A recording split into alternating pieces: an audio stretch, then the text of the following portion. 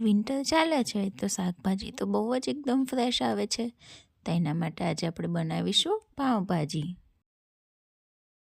એના માટે મેં લઈ લીધા છે બટેકા, દૂધી, કોબીજ, બીટ, ગાજર, ટમેટાની પ્યુરી લઈ લીધી છે, લસણ લઈ લીધું છે, ડુંગળીની પેસ્ટ બનાવી લીધી છે. હવે આપણે આ શાકભાજીને બધું ભેગું કરીને પાણી નાખીને બાફવા મૂકી દઈશું.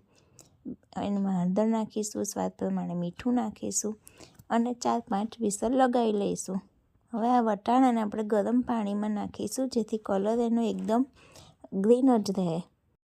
હવે આપણે લઈશું 4 ચમચી તેલ, પછી એમાં નાખીશું હિંગ, પછી આપણે જે ડુંગળી લસણની પેસ્ટ કરી હતી એ નાખીશું, મરચું નાખીશું, હળદર નાખીશું, મીઠું નાખીશું અને 2 ચમચી પાઉંભાજી મસાલો નાખીશું. તેલ છૂટું પડે ત્યાં સુધી સાંતળવા દઈશું.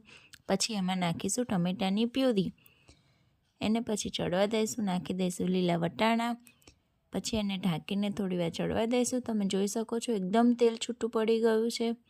પછી આપણે હવે આમાં નાખીશું જે આપણે મેશ કરીને વેજીટેબલ્સ રાખ્યા હતા એ આપણે આમાં નાખીને મિક્સ કરી દઈશું. એકદમ તેલ છૂટું પડી જાય ત્યાં સુધી એને આપણે ઉકળવા દઈશું. આપણે એને બરાબર રીતે મિક્સ કરી લઈશું. એકદમ બધું મિક્સ થઈ ગયું છે. હવે એને આપણે ઢાંકીને થોડી વાર રહેવા દઈશું, ચડવા દઈશું એટલે બધું જ તેલ છૂટું થઈ જશે. જો હવે આપણે ઢાંકીને રહેવા દીધું તો સરસ તેલ છૂટું પડી ગયું છે. હવે લીલા ધાણા નાખી દઈશું અને તમે ફાવતું હોય તો તમે એક અડધું લીંબુ પણ નીચવી શકો છો. જો મસ્ત આપણી પાઉંભાજી ચડીને તૈયાર થઈ ગઈ છે. હવે આપણે એને સર્વ કરી લઈએ. ચલો બધા પાઉંભાજી ખાવા.